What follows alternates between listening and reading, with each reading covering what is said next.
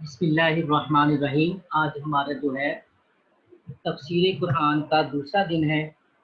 तफसीर कुरान का दूसरा दिन यानी कि दूसरी क्लास है और इसमें आज हम सूरह फातिहा की तफसीर जो है वो पढ़ेंगे, तर्जुमा भी और तफसीर भी। तर्जुमा जो हमने बाल पास जो है तर्जुमा है वो पढ़ लिया है, इसकी हम तफसीर पढ़ेंगे। अल्हम्दुलिल्लाहि रब्बिल आलमीन वस्सलातु वस्सलामु अला सय्यिदिल अंबियाइ वल मुरसलीन अम्मा बअद फ़अऊज़ु बिल्लाहि मिनश शैतानिर रजीम बिस्मिल्लाहिर रहमानिर रहीम सलातु वस्सलामु अलैका या रसूलल्लाह व अला आलिका व अस्हाबिका या हबीबल्लाह अल्हम्दुलिल्लाहि रब्बिल आलमीन। इसकी जो है वो हम तर्जुमा पढ़ेंगे। सब खूबियाँ अल्लाह को जो मालिक सारे जहान वालों का। इसका तर्जुमा कंजुल इरफान जो आसान तर्जुमा है। सब तरीक़े अल्लाह के लिए हैं जो तमाम जहान वालों का पालने वाला है। अल्हम्दुलिल्लाह इसकी तफसीर में जो मुफ्ती साहब ने लिखा है, सब तरीक़े अल्लाह के लिए है, यानी हर तरह की हम्द और तारीफ का मुस्तहिक अल्लाह तबारक व तआला है, क्योंकि अल्लाह तबारक व तआला कमाल की तमाम सिफात का जामे है। जितनी भी कमाल की सिफात हैं वो अगर उनको जमा किया जाए तो वो तमाम की तमाम कामिल सिफात जो हैं वो अल्लाह तबारक व तआला की ज़ात को वो शामिल है। ठीक है, तमाम की तमाम सिफात जो है इसमें जो है वो सिफात हसना है। ठीक है, बाज़ जो कभी सिफात हैं तो उनको सिफात नहीं कहते, उनको मज़मून मज़म्मत कहते हैं, तो वो सिफात में नहीं आती। ठीक है। दूसरी बात, हम्द और शुक्र की तारीफ। हम्द और शुक्र किसे कहते हैं? हम्द का माना है किसी इख्तियारी खूबियों की बिना पर उसकी तारीफ करना। ठीक है, किसी की तारीफ उसकी इख्तियारी खूबियों की बिना पर करना, इसको हम्द कहते हैं। इसकी जो है वो मिसाल भी आएगी आगे। मसलन कि अल्लाह तबारक व तआला की हम हम्द करते हैं तो उसकी इख्तियारी खूबियाँ हैं। यानी कि इख्तियारी खूबियों से क्या मुराद है कि वो इबादत के लायक है और सिर्फ उसी की इबादत की जाती है और उसी से मदद मांगी जाती है। ये इख्तियारी खूबियाँ हैं। ठीक है, वो रहमान है, रहीम है, तो इसकी बिना पर उसकी तारीफ बयान करना, इसको हम्द कहते हैं। ठीक है। और शुक्र की तारीफ ये है कि किसी एहसान के मुकाबले में ज़बान, दिल या आज़ा से उसकी ताज़ीम करना। ठीक है, जो हम्द होता है वो एहसान के मुकाबले में नहीं होता, सिर्फ इख्तियारी खूबी पर उसकी तारीफ करना होता है। लेकिन जो शुक्र है वो ये है कि ज़बान, दिल या आज़ा से उसकी ताज़ीम करना एहसान के मुकाबले में। ठीक है, एहसान के मुकाबले में। हम्द में भी ज़बान का इस्तेमाल होता है, लेकिन जो शुक्र है वो दिल, आज़ा या उसके साथ जो आज़ा हैं उसके साथ ताज़ीम करना, मसलन कि सजदा कर लिया तो ये भी शुक्र है। ठीक है, एहसान के मुकाबले में मसलन कि कोई नेमत मिली है या कोई खुशी मिली है तो दिल या आज़ा के साथ, आज़ा मतलब कोई सजदा कर लिया या शुक्रन जो सर झुका कर करते हैं कि या अल्लाह तेरा शुक्र है, तो ये तमाम जो चीज़ें हैं ये ताज़ीम करना ये शुक्र है। ठीक है, और चूँकि हम अल्लाह तबारक व तआला की हम्द आम तौर पर उसके एहसानात के पेश नज़र करते हैं, इसलिए ये हम्द शुक्र भी होती है। ठीक है, अल्लाह तबारक व तआला की जो हम्द है वो उसके एहसानात के पेश नज़र भी होती है, तो ये जो हम्द है ये शुक्र भी है, ये हम्द करना शुक्र भी होता है। तो ये इसका डाउट आपको क्लियर हो गया होगा, अगर क्लियर है तो बता दें।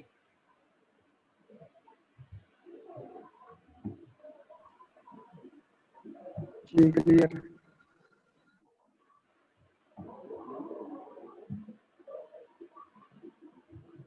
डाउट क्लियर है आपको?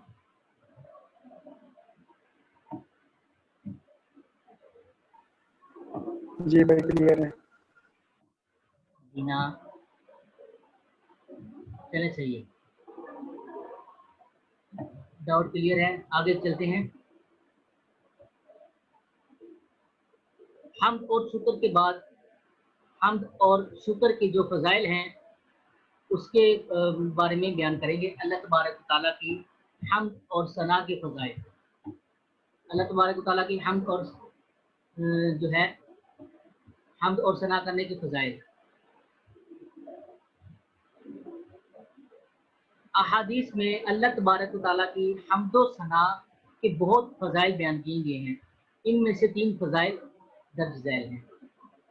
हज़रत अनस बिन मालिक रज़ियल्लाहु तआला अन्हु से रिवायत है, नबी करीम सल्लल्लाहु अलैहि वसल्लम ने इरशाद फरमाया, अल्लाह तबारक व तआला बंदे की उस बात से खुश होता है कि वो कुछ खाए तो अल्लाह तबारक व तआला की हम्द करे और कुछ पिए तो अल्लाह तबारक व तआला की हम्द करे। ये अल्लाह तबारक व तआला को बहुत पसंद है, अल्लाह तबारक व तआला से खुश होता है। दूसरी हदीस है मुबारक है, हज़रत जाबिर बिन अब्दुल्लाह रज़ियल्लाहु तआला से रिवायत है, हुज़ूर नूर सल्लल्लाहु अलैहि वसल्लम ने इरशाद फरमाया,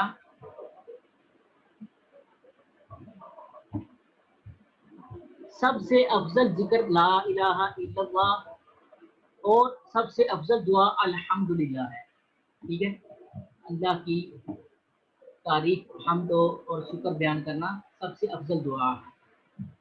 ठीक है, आगे हदीस है, हजरत अनस बिन मालिक रज़ियल्लाहु तआला अन्हु से रिवायत है, हुजूर अक़दस सल्लल्लाहु अलैहि वसल्लम ने इरशाद फरमाया, जब अल्लाह तबारक व तआला अपने बंदे पर कोई नेमत नाज़िल फरमाता है और वो नेमत मिलने पर अल्हम्दुलिल्लाह कहता है, तो ये हम्द अल्लाह के नज़दीक उसकी दी गई नेमत से ज़्यादा अफजल है। इब्न माजा की हदीस है। आगे हम से मुतल्लिक़ शरई मसाइल हैं, वो बयान करेंगे कि हम्द के अंदर कौन कौन से वो शरई मसाइल जो है वो अप्लाई होते हैं। ठीक है, कौन कौन से शरई मसाइल जो है वो हमसे रिलेटेड हैं, तो ये बयान करेंगे। हम्द जो है खुतबे में वाजिब है, जो खुतबा इमाम साहब जो है जुम्मे के दिन देते हैं उसमें जो है हम्द करना वाजिब है। खाने के बाद मुस्तहब है, मुस्तहब यानी अच्छा अमल है। ठीक आने के बाद सुन्नत है हम्द करना अल्हम्दुलिल्लाहि रब्बिल आलमीन। हराम काम के बाद हराम है, कोई हराम काम करने के बाद अल्लाह की हम्द करना ये हराम है। और बाज़ सूरतों में यानी कि हराम करने के बाद बाज़ सूरतों में ये कुफ्र भी होती है हम्द करना। ठीक है, तो ये जो चीज़ें हैं वो कुफरिया कलिमात के बारे में सवाल जवाब एक किताब है, उसमें आप देख सकते हैं, काफ़ी चीज़ें आपको उसमें मिल जाएंगी। मसलन के जो है किसी ने हराम फेल किया और उसकी निस्बत अल्लाह तबारक व तआला की तरफ आती कि अल्लाह तेरा शुक्र है कि ये मैंने काम पूरा कर दिया, तो इस बात सूरतों में ये कुफर बन जाता है, जिससे तौबा लाज़िम होती है। आगे लिल्लाह अल्लाह के लिए इसकी तफसीर में मुफ्ती साहब ने लिखा कि अल्लाह उस ज़ाते आला का अज़मत वाला नाम है जो तमाम कमाल वाली सिफ़तों की जामे है। ठीक है, ये अल्लाह जो है इसमें जलालत, ये उस ज़ाते आली का अज़मत वाला नाम है जो तमाम कमाल वाली सिफ़तों का जामे है। और बाद मुफस्सिरीन ने इस लफ्ज़ के माना भी बयान किए हैं, जैसे कि एक माना है इबादत का मुस्तहिक, दूसरा माना है वो ज़ात जिसकी मारिफत में अक्लें हैरान हो। अल्लाह तबारक व तआला का जो इसमें जलालत है, इसका माना एक माना तो बयान किया कि इबादत का मुस्तहिक, दूसरा माना यह है कि वो इबादत की मारिफत में अक्लें हैरान है, वो ज़ात जिसकी मारिफत में अक्लें हैरान है। तीसरा माना वो ज़ात जिसकी बारगाह में सुकून हासिल होता है। ये इसमें जलालत अल्लाह अज़्ज़ व जल की माना बयान हो रहे हैं। चौथा माना है वो ज़ात के मुसीबत के वक्त जिसकी पनाह तलाश की जाए। ठीक है, ये इसमें जलालत अल्लाह अज़्ज़ व जल के माना। आगे है रब्बिल आलमीन। रब्बिल आलमीन जो सारे जहान वालों का मालिक है, इसकी तफसीर में मुफ्ती कासिम अत्तारी जो है वो दामत बरकातुहुल आलिया वो इसकी तफसीर में लिखते हैं, लफ्ज़ रब के कई माना है, जैसे कि सय्यद, मालिक, माबूद, साबित, मुस्लिह और बतदरीज मर्तबा कमाल तक पहुँचाने वाला। बतदरीज का मतलब होता है स्टेप बाय स्टेप, कमाल तक पहुँचाने वाला।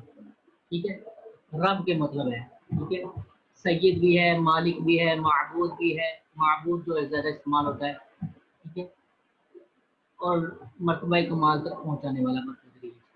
और अल्लाह तबारक व तआला के अलावा हर मौजूद चीज़ को आलम कहते हैं और इसमें तमाम मखलूक़ात दाखिल हैं। ठीक है, ये रब के माना है। ठीक है, रब के माना बयान करने के बाद आलम का माना बयान किया है कि अल्लाह के अलावा हर मौजूद चीज़ को आलम कहते हैं।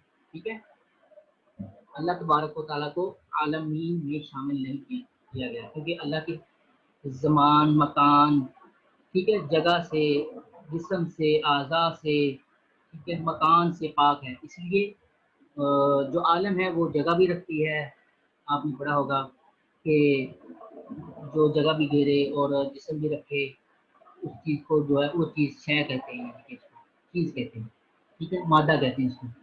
تو یہ مادہ جو ہے وہ عالم میں آ جاتا ہے۔ تو اللہ تبارک و تعالیٰ جسم سے بھی پاک ہے، مکان سے بھی پاک ہے، تو اس لیے جو ہے یہ اللہ تبارک و تعالیٰ کے علاوہ ہر موجود چیز کو عالم کہیں گے، اور اس میں تمام مخلوقات داخل ہیں۔ اللہ تبارک و تعالیٰ کے علاوہ ہر چیز میں تمام مخلوقات داخل ہیں۔ آگے الرحمن الرحیم، اس کی صفت، اس کی تفسیر اور ترجمہ۔ الرحمن رحیم، بہت مہربان رحمت والا، ترجمہ کنز العرفان، بہت مہربان رحمت والا، ٹھیک ہے۔ الرحمن کی جو ہے وہ تفسیر میں مفتی صاحب نے لکھا، رحمان اور رحیم اللہ کے دو صفاتی نام ہیں۔ رحمان کا مطلب ہے نعمتیں عطا کرنے والا۔ رحمان کا معنی ہے نعمتیں عطا کرنے والی وہ ذات جو بہت زیادہ رحمت فرمائے۔ شاہد بھائی بھی آ گئے ہیں، تو شاہد بھائی ذرا تھوڑا سا ٹائم سے آ جائے کریں تاکہ ہم جو کلاس جو ہے وہ سٹارٹ ہم نے کر لی ہے، اس کو میں ریکارڈ بھی کر رہا ہوں، لیکن یہ ہے کہ آپ جو ہے وہ شروع سے اگر پڑھیں گے تو پھر آن لائن پڑھیں گے تو اس کا زیادہ مزہ ہے۔ رحمان کا معنی ہم پڑھ رہے ہیں کہ ہم نے جو ہے وہ حمد اور شکر اور اللہ کا معنی اور رب کا معنی اور عالم کا معنی پڑھ لیا ہے، اب ہم رحمان کا معنی پڑھ رہے ہیں۔ رحمان کا معنی ہے نعمتیں عطا کرنے والی وہ ذات جو بہت زیادہ رحمت فرمائے، اور رحیم کا معنی ہے بہت رحم فرمانے والی۔ یہ اس کی تفسیر بیان ہوگی۔ یاد رہے کہ حقیقی طور پر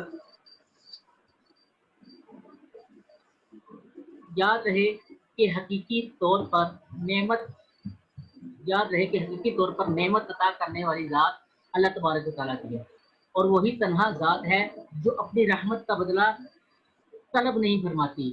ہر چھوٹی بڑی چیز، ظاہری باطنی، جسمانی، روحانی، دنیاوی و اخروی نعمت اللہ ہی عطا فرماتا ہے، ٹھیک ہے۔ اور دنیا میں جس شخص تک جو نعمت پہنچتی ہے وہ اللہ کی رحمت سے ہی ہے، کیونکہ کسی کے دل میں رحم کا جذبہ پیدا کرنا، رحم کرنے پر قدرت دینا، نعمت کو وجود میں لانا، دوسرے کا اس نعمت سے فائدہ اٹھانا اور فائدے اٹھانے کے لیے اعضاء کی سلامتی عطا کرنا، یہ سب اللہ کی طرف سے ہے۔ تو یہ چیز بیان کر رہے ہیں کہ اللہ تبارک و تعالیٰ رحمان اور رحیم کس طرح ہیں۔ تو اللہ تبارک و تعالیٰ کی جو نعمت ہے، جو اس کی رحمت ہے، وہ بدلہ طلب نہیں فرماتی، ٹھیک ہے، کہ وہ کسی بدلے کے مقابلے میں نہیں آتی کہ یہ کام کرو گے تو پھر ہی رحمت ہوگی، بلکہ اس کی رحمت بے انتہا ہے، جو کہ ہر ایک تک پہنچتی ہے۔ جس کو وہ عطا کرنا چاہتا ہے اس کو عطا کرتا ہے، کسی چیز کے بدلے میں اس کو رحمت نہیں ملتی۔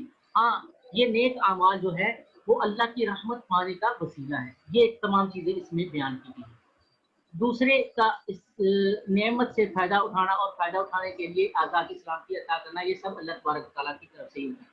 یعنی کہ تمام کی تمام جو نعمتیں، قدرتیں، رحم کا جذبہ پیدا کرنا، اور جتنی بھی ہمارے دنیاوی و اخروی نعمتیں ہیں، یہ تمام کے تمام اللہ تبارک تعالیٰ کی رحمت میں ہی آتی ہیں، ٹھیک ہے۔ وہ ہم پر رحمت فرماتا ہے ان تمام چیزوں کے ساتھ، ٹھیک ہے۔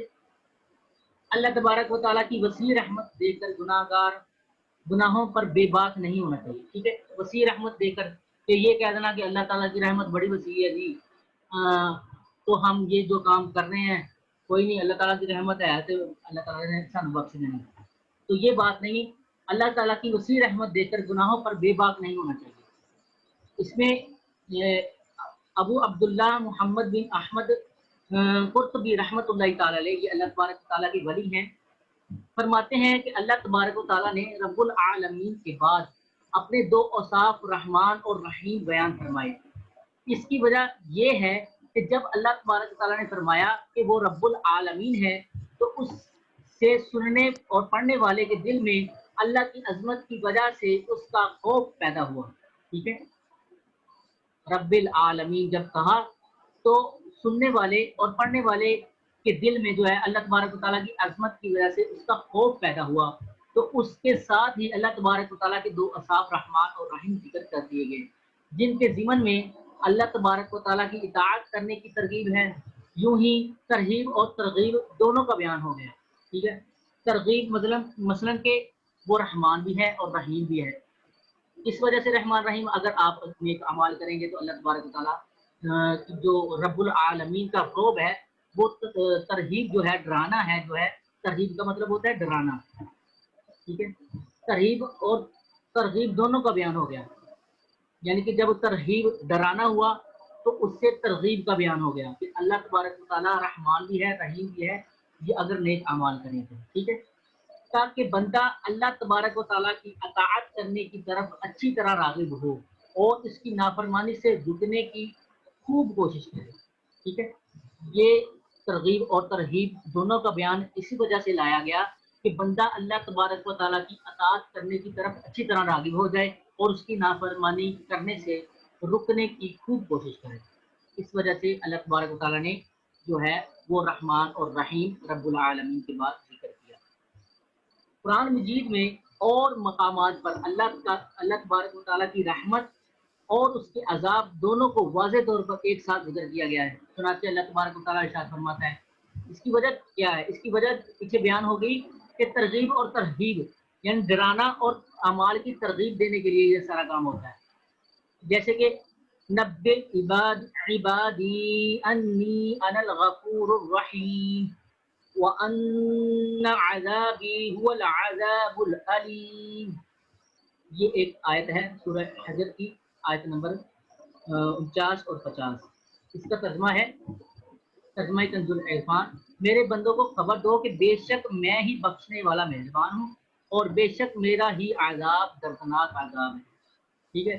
پہلے میرے بندوں کو خبر دو بے شک میں ہی بخشنے والا ہوں، پہلے جو ہے وہ ترغیب دے دی گئی، پھر بعد میں ترغیب یعنی ڈرانا پیش کر دیا گیا، ٹھیک ہے، یعنی کہ مجھ سے ڈرو بھی اور رحمت پر بھی نظر رکھنی چاہیے اور اس کا خوف بھی رکھنا چاہیے، اور ارشاد فرمایا غافر الذنب وقابل التوب شدید العقاب ذی الطول لا الہ الا ہو الیہ المصیر، یہ سورہ مومن کی آیت نمبر 3 ہے، ترجمہ ہے گناہ بخشنے والا اور توبہ قبول کرنے والا، سخت عذاب دینے والا، بڑے انعام فرمانے والا، اس کے سوا کوئی معبود نہیں، اسی کی طرف رہنا ہے۔ اس میں دیکھیں پہلے گناہ بخشنے والا، توبہ قبول فرمانے والا، یہ جو سی ہے اللہ تبارک و تعالیٰ کی رحمت کا ذکر، پھر عذاب کا ذکر کر دیا، بڑے سخت عذاب دینے والا، پھر بڑے انعام عطا کرنے والا،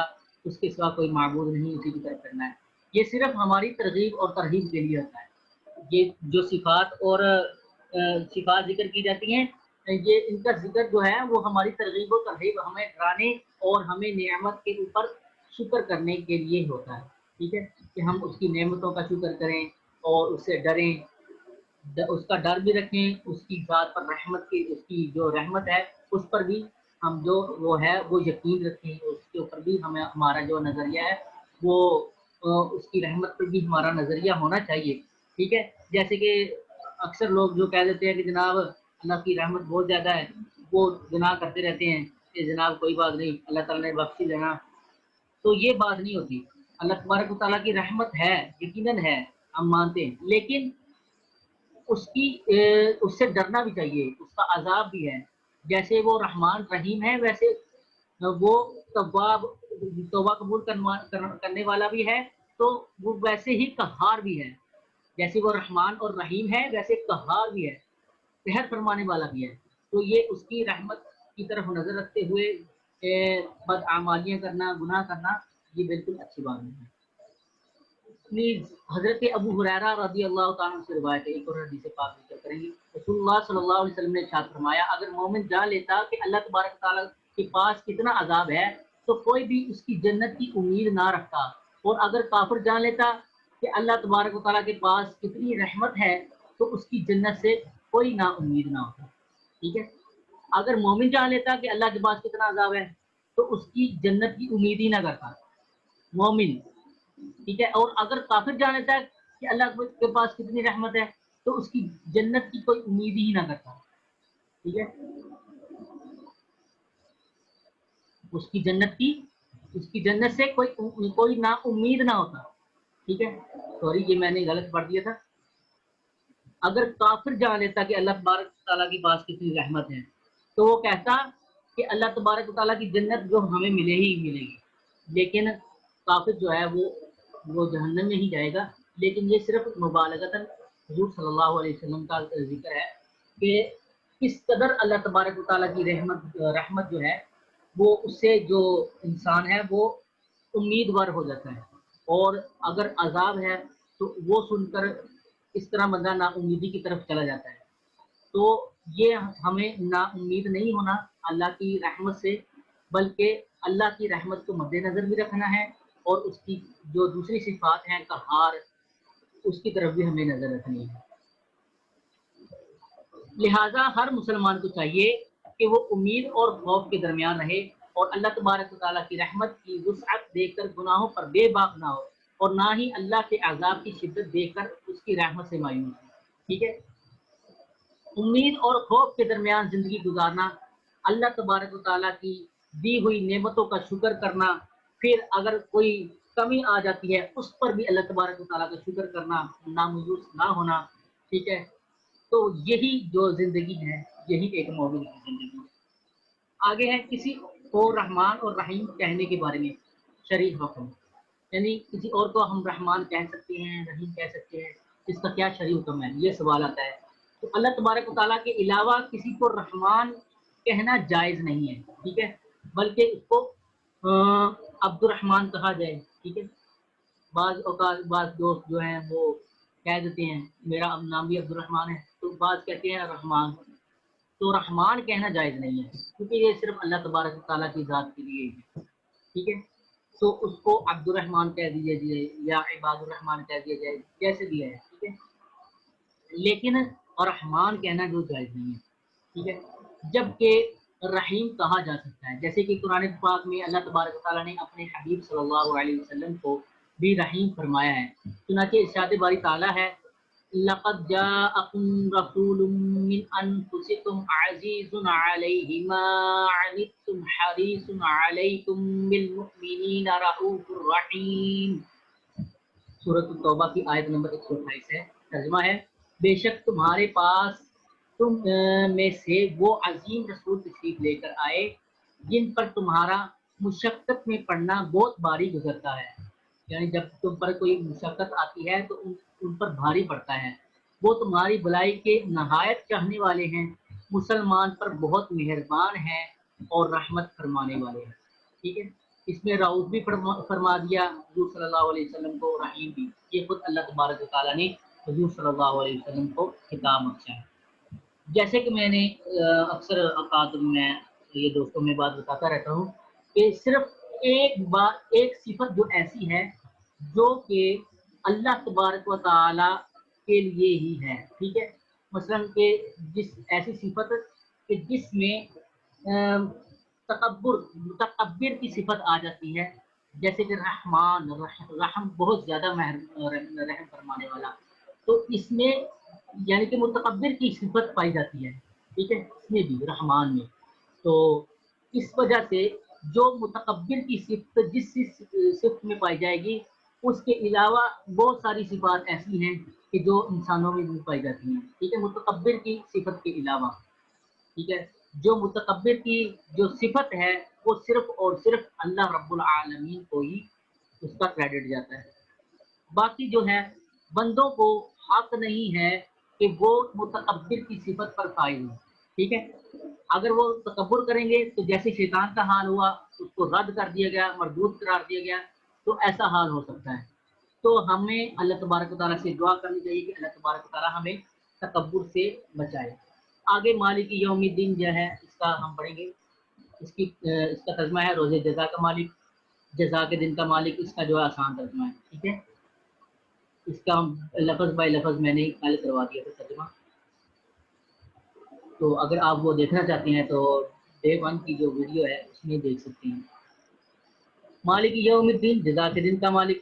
جزا کے دن سے مراد قیامت کا دن ہے، یہ اس کی تفصیل ہے کہ اس دن نیک اعمال کرنے والے مسلمانوں کو ثواب ملے گا اور گناہگاروں اور کافروں کو سزا ملے گی، جبکہ مالک اسے کہتے ہیں جو اپنی ملکیت میں موجود چیزوں میں جیسے چاہے تصرف کرے۔ اللہ تبارک و تعالیٰ اگرچہ دنیا اور آخرت دونوں کا مالک ہے، لیکن یہاں قیامت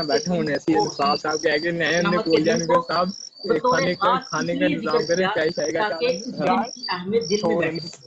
ویسے تو اللہ تبارک و تعالیٰ ہر چیز کا مالک ہے، لیکن بطور خاص اس دن کے مالک کو کیوں ذکر کیا کہ مالک یوم الدین، یوم جزا کا مالک،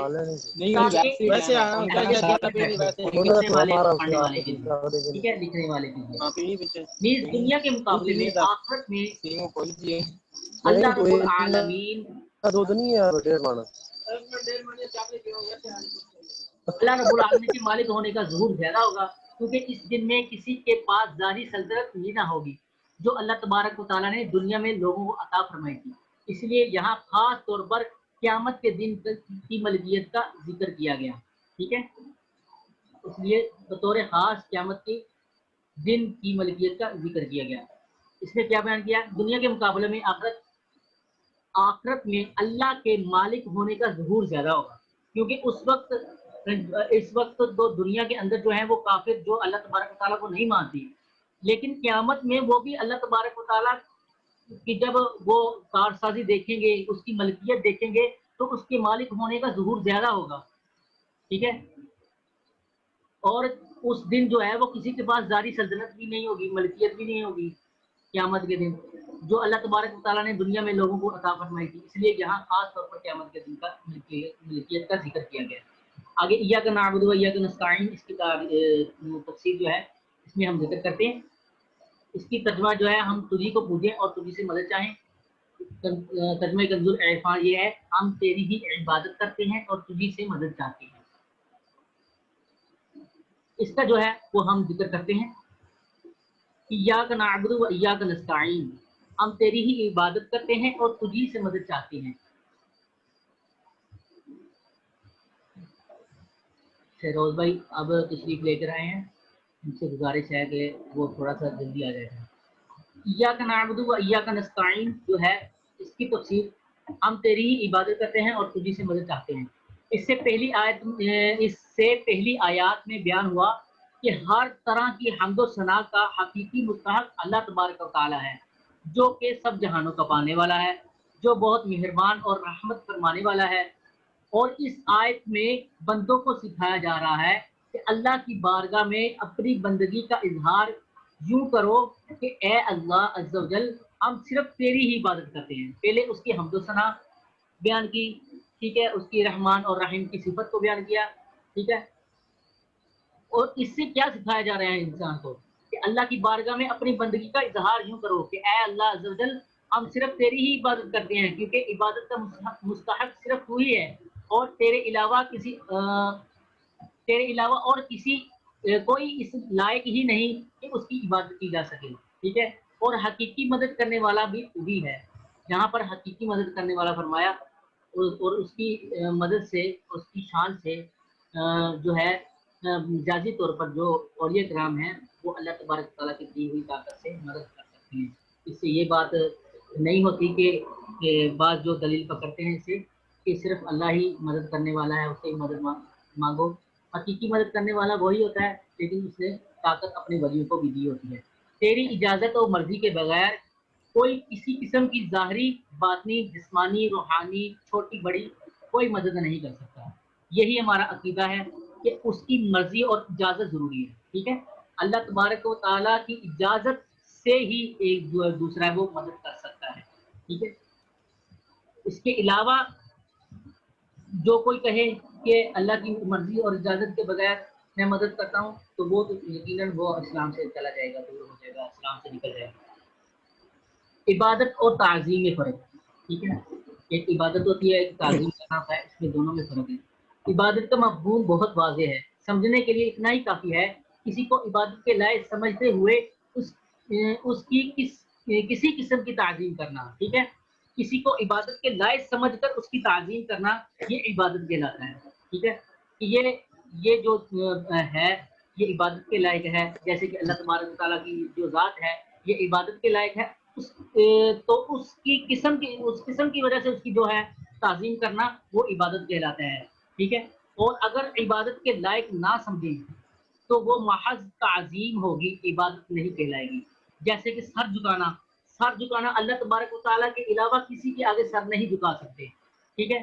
سر جھکانے کا مطلب سجدہ مرادی میں لے رہا، ویسے جو بندہ کھڑا سر جھکاتا ہے، تو یہ بھی ہماری جو شریعت میں ہے یہ جائز نہیں ہے، لیکن کیونکہ اللہ تبارک و تعالیٰ کے ہی آگے اس کو سر کو جھکایا جائے۔ سجدہ کا مطلب یہ ہوتا ہے سر جھکانا، ٹھیک ہے، لیکن سجدہ کی جو اصطلاحی تعریف ہے وہ 7 ہڈیوں پر سجدہ کرنا، سر کی، دونوں ہاتھوں کی، دونوں گھٹنوں کی اور دونوں پاؤں کی 7 ہڈیاں اس میں شامل ہوگی، ٹھیک ہے۔ تو یہ سجدے کی اصطلاحی تعریف ہے، لیکن یہ اللہ تبارک و تعالیٰ کے علاوہ پہلی شریعتوں میں جو جیسے کہ حضرت یوسف علیہ السلام کے بھائیوں نے اور ان کے ماں باپ نے ان کو سجدہ کیا، پہلی شریعتوں میں یہ سجدہ جائز تھا، وہ سجدہ تعظیمی تھا، ٹھیک ہے، تعظیمی عبادت کے لائق نہ سمجھتے ہوئے تھا، ٹھیک ہے۔ حضرت یوسف علیہ السلام کو وہ عبادت کے لائق نہیں سمجھتے تھے، بلکہ سجدہ تعظیمی تھا۔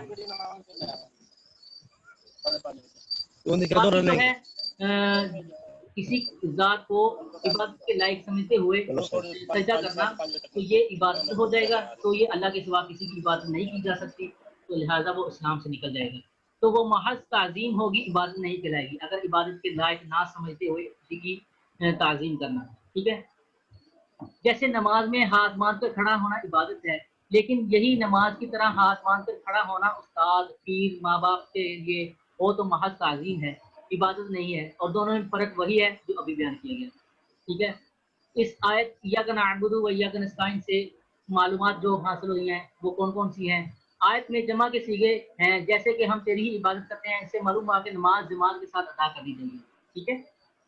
اور دوسروں کو بھی عبادت کرنے میں شریک کرنے کا فائدہ یہ ہے کہ گناہ گاروں کی عبادتیں اللہ کی بارگاہ میں قبول ہوتی ہیں، گناہ گاروں کی عبادتیں اللہ کی بارگاہ میں جو ہیں اللہ کے بارگاہ کے محبوب اور مقبول بندوں کی عبادتوں کے ساتھ جمع ہو کر، یعنی گناہ گار اور اللہ کے محبوب اور مقبول بندے جب اکٹھے ہو کر عبادت کے ساتھ جمع ہو کر عبادت کرتے ہیں تو قبولیت کا درجہ پا لیتی ہے۔ یہ بھی معلوم ہوا کہ اللہ تبارک و تعالیٰ کی بارگاہ میں اپنی حاجت عرض کرنے سے پہلے اپنی بندگی کا اظہار کرنا چاہیے، یہ بھی ہمیں بات معلوم ہوتی ہے، ٹھیک ہے۔ امام عبداللہ احمد نسکی رحمۃ اللہ تعالی فرماتے ہیں عبادت کو مدد طلب کرنے کے سے پہلے ذکر کیا گیا، ٹھیک ہے، عبادت کو مدد طلب کرنے سے پہلے ذکر کیا گیا، ایاک نعبد، ہم تیری عبادت کرتے ہیں، پھر بعد میں کہا کہ ہم تجھی سے مدد چاہتے ہیں، تو اس میں عبادت کو مدد طلب کرنے سے پہلے ذکر کیا گیا کیونکہ حاجت طلب کرنے سے پہلے اللہ کی بارگاہ میں وسیلہ پیش کرنا قبولیت کے زیادہ قریب ہے، اس سے وسیلہ بھی ثابت ہو جاتا ہے، ٹھیک ہے۔ اللہ کی بارگاہ میں وسیلہ پیش کرنے کی برکت ہر مسلمان کو چاہیے کہ وہ اللہ تبارک و تعالیٰ کی بارگاہ میں کسی کا وسیلہ پیش کرے، اپنی حاجت کے لیے دعا کیا کرے تاکہ اس وسیلے کے صدقے دعا جلد قبول ہو جائے، اور اللہ تبارک و تعالیٰ کی بارگاہ میں وسیلہ پیش کرنا قرآن و احادیث سے ثابت ہے۔ چنانچہ وسیلے کے بارے میں ارشاد باری تعالیٰ ہے یا ایھا الذین آمنوا اتقوا اللہ وابتغوا الیہ الوسیلہ، سورہ مائدہ کی آیت نمبر 35 ہے۔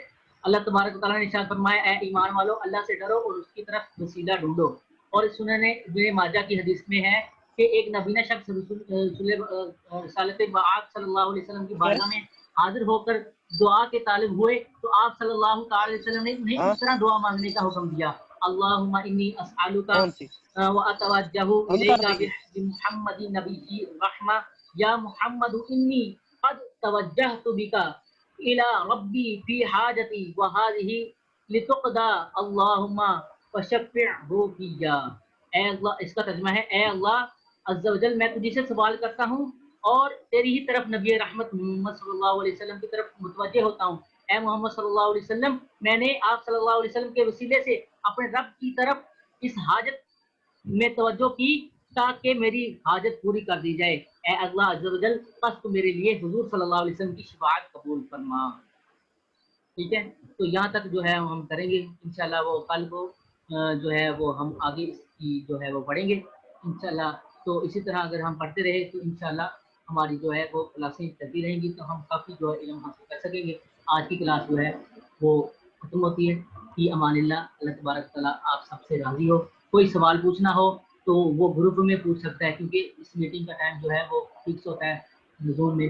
تو اللہ تبارک تعالیٰ آپ کو برکت دے. السلام علیکم ورحمۃ اللہ وبرکاتہ. وعلیکم السلام ورحمۃ اللہ وبرکاتہ.